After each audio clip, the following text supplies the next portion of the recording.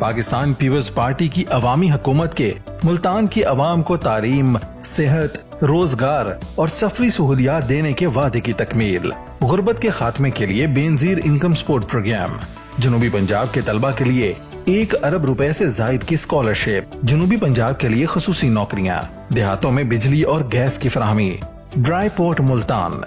Burn unit Multan, Multan international airport, institute of southern Punjab, NID، air university, Gilani law college, Bahauddin Zakariya university کی تزئین و آرائش اور جناح آڈیٹوریم کا قیام، جبکہ متعدد سڑکیں، پل، انڈر پاس اور پارکس بنا کر عوامی حکومت نے ملتان کو ترقی کے نئے سفر پر گامزن کیا۔